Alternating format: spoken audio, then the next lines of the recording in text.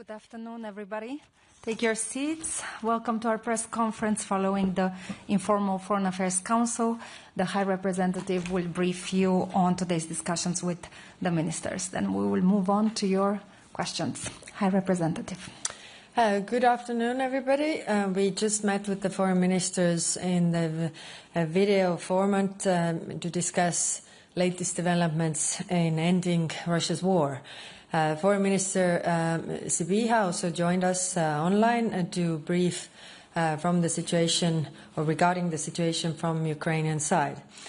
It is important that we continue to support Ukraine and pressure Russia. That is what we are working on. Everyone welcomes United States push for peace. We all want this war to end. But how it ends also matters. We must keep in mind that there is one aggressor and one victim.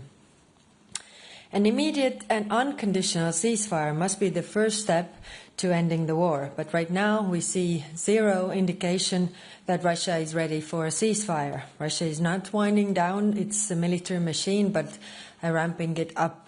We still need to get from a situation where Russia pretends to negotiate to a situation where they need to negotiate. We are getting there. Russia's summer offensive failed. US and EU sanctions are having a huge impact on Russian economy. Energy revenues, economy equally are shrinking. Russia is losing cash and troops. And to increase the chances for peace, we need to increase also the pressure on Russia. The notion that Ukraine is losing is also flat out false. If Russia could conquer Ukraine militarily, it would have already done so by now. Putin cannot achieve its goals on battlefield, so he will try to negotiate his way there. To secure the best outcome for Ukraine and Europe, we have to stay the course but pick up the pace. This means more sanctions to deprive Russia of the means to fight and more military and financial support to Ukraine.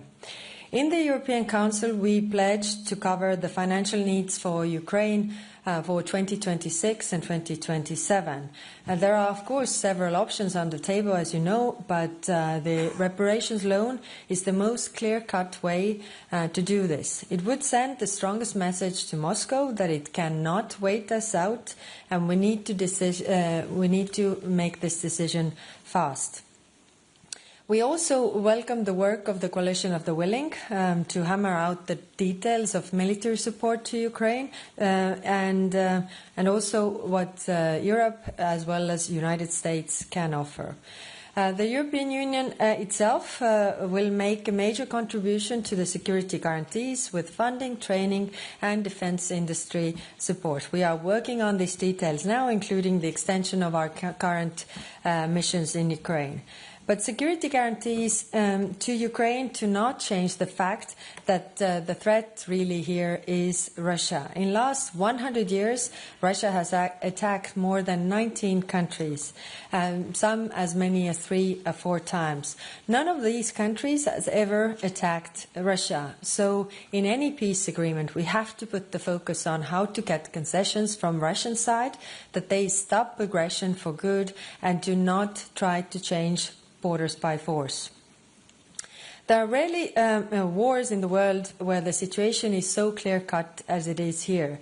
We have one aggressor and one victim. The focus should be on what Russia, the aggressor, must do, not what Ukraine, the victim, must sacrifice. Today, we reaffirmed our shared principles: sovereignty, independence, territorial integrity, and Ukraine's inherent right to self-defense. Nothing about Ukraine without Ukraine. And lastly, the threat posed by Russia extends beyond Ukraine, so our work strengthening the European defense remains essential. That is also why decisions concerning the EU and NATO can be made only by the members of the European Union and NATO and nobody else. All this work is ultimately about ensuring that Russia never attacks again. The European Union will always support peace. We are in favor of any peace plan that will bring a just and lasting peace for Ukraine, but also ensures the security for Europe tomorrow. Thank you. Thank Thank you, High Representative. Vitaly. Thank you, Vitaly Sizov. Frida, my question about publication of Bloomberg about the details of preparation peace plan of United States. There is information that it was very high level of engagement Russian side on preparation this document, allegedly. Russian officials, they did not confirm, but did not confirm this their engagement.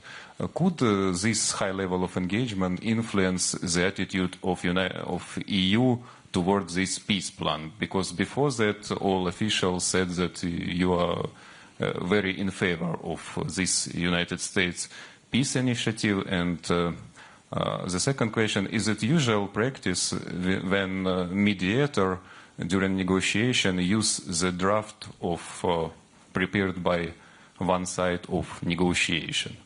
Thank you.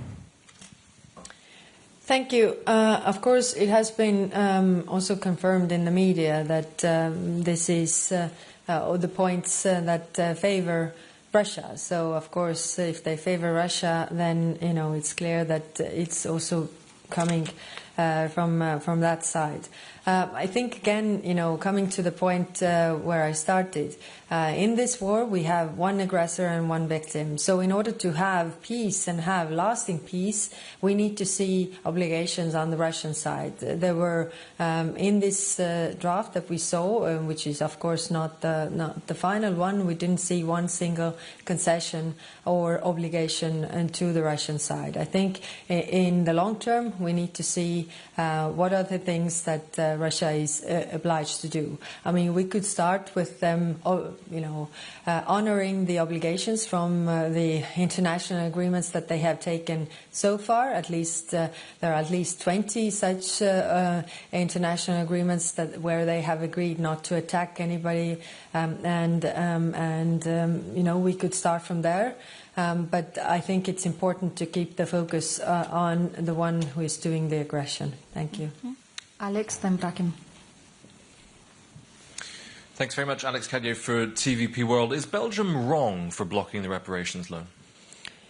No, Belgium is, really representing Belgium's interest and voicing concerns which are very legitimate. I mean, these discussions have been very thorough and they are voicing the worries that they have. And I think everybody around the table, really listens in and tries to mitigate those risks. I mean, if there are risks, then we need to also see how we can, share those risks. And everybody around the table agreed that, of course, they are there in solidarity with Belgium when Belgium needs this support. Okay. Max and... Oh, no, Brahim, you have it already said. Yeah. Thank you, Brahim Marad, RG, Italian news agency. The NATO Secretary General Mark Rutte said today in an interview that the war could end by the end of the year, and as I understand, the Kremlin also said that would welcome that. Do you agree? Thank you. Thank you. Right now we see no indications from Russian side that they actually want peace. I mean, over the last nights we have seen them constantly bombarding civilians and civilian infrastructure and showing no indication that they want peace. They could start by, agreeing to unconditional ceasefire that Ukraine already agreed to in February. So if there would be ceasefire, there would be also possibility to really sit down and negotiate. Mm-hmm. Max. Thanks a lot. Just to follow up on one of the earlier questions. In the Bloomberg leak, the U.S. representative, U.S. envoy Witkoff, was basically coaching the Kremlin on how to pitch the peace plan to Trump. Do you consider Steve Witkoff an appropriate person to be in such a position of influence deciding questions relating to Europe's future? And do you see him as a Kremlin stooge or as a useful idiot for Putin? Thank you. It is not up to me to say who are the representatives of other countries. Like other countries should not have a say who are representatives of our member states. Thank you. Milana.